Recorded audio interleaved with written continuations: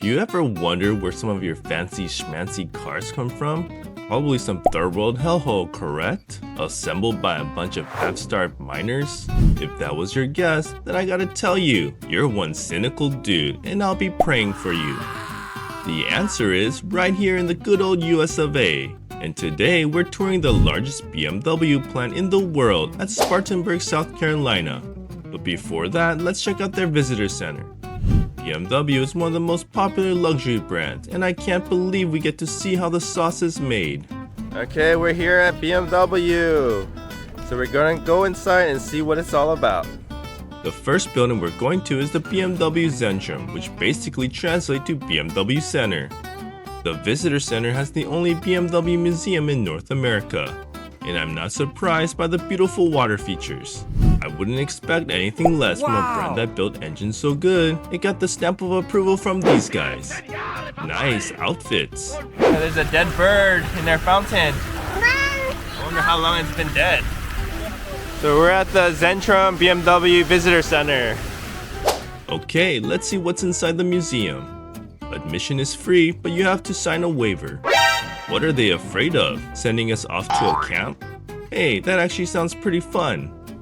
So they give the kids a free coloring sheet. If you wanted to do a tour, they have some more waivers along with a few lockers to place your belongings. Check out the cool Formula 1 car. I'd love to drive one of these just once. It would be an experience of a lifetime. And this is the BMW Z8 Roadster. Released in 1999, it received global acclaim and was even featured in a James Bond movie. This is the Z3 GoldenEye. Guessing this was in that movie GoldenEye. Another Bond film? I'm starting to think these movies were just elaborate commercials. Wow, there's so much history here. They have some really classic BMW cars here. This one's from 1934. And then they even go all the way back to 1930s. A milestone in BMW design. That looks like a fun ride. And here's a nice family car. The Neiman Marcus Exclusive Edition. BMW X5. Perfect vehicle for driving all the kids to soccer practice. Our family knows almost nothing about cars, which is why this is such an educational experience. Oh, this is the first vehicle produced at BMW Manufacturing in 1994. They're electric vehicles. The BMW i. These are BMW's first EV vehicles. I'm not really a fan of EVs. I don't think the battery technology and infrastructure is there yet, but the designs of these look so cool. BMW really has world-class people working there. Yeah, here's a smaller electric car. The BMW i3. These are the 2020 BMW M4 CS. Check out the price tag on that. $104,000. I can't afford that. And this one here is the M3 GT. Built to win. That's what they said. Built to win. Look at that little car, Dylan. I think I saw this on Family Matters. It's a Steve Urkel car. Well, how do you get in this thing? There's no door.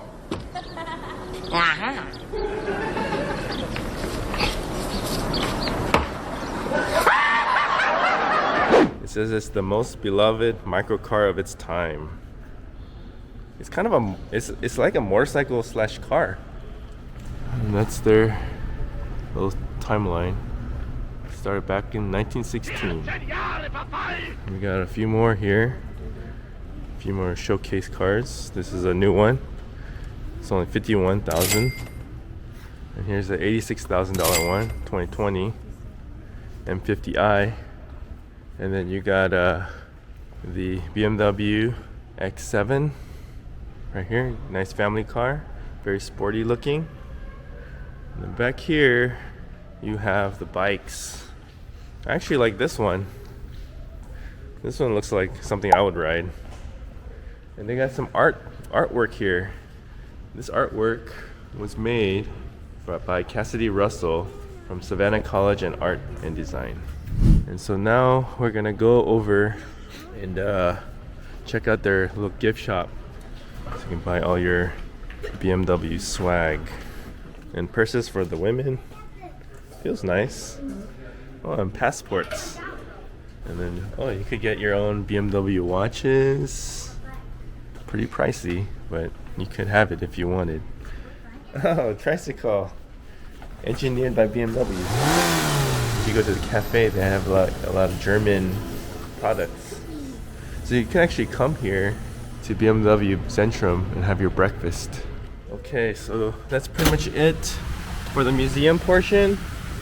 We'll be back tomorrow to do a tour of the factory, but we won't be bringing the kids on that one, and there's no filming inside.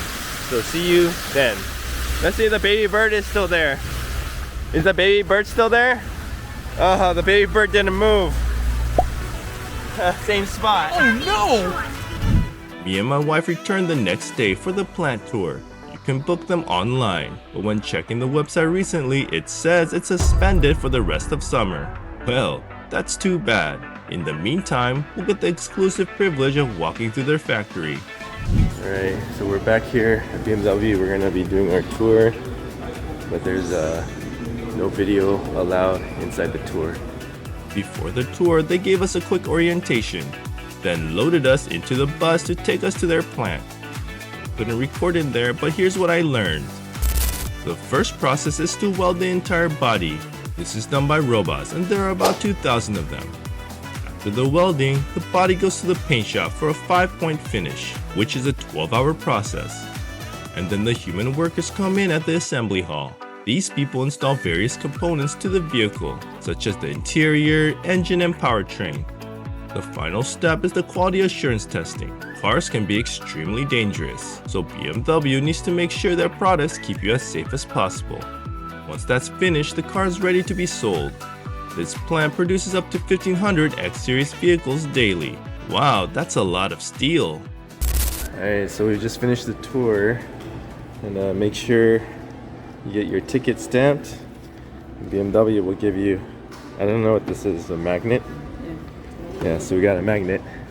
So that was actually a pretty cool tour. I would definitely recommend if you're out here near Greenville, South Carolina, to purchase your ticket and book yourself a BMW factory tour. Americans buy stuff all the time, but we never really know how it's made or where they come from. Well, after coming to the BMW plant, I can rest assured that when purchasing an X-Series, it wasn't built with tiny little hands, but by a massive army of robots who will eventually replace us and put us into camps, so that we can roast marshmallows and sing Kumbaya all day. The future looks super bright. Thank you for watching. If you enjoyed these videos, here's some more suggestions. On this channel, I produce entertaining educational travel content, and if that's your thing, please consider subscribing. And with that, I'll see you on the next Pixix adventure.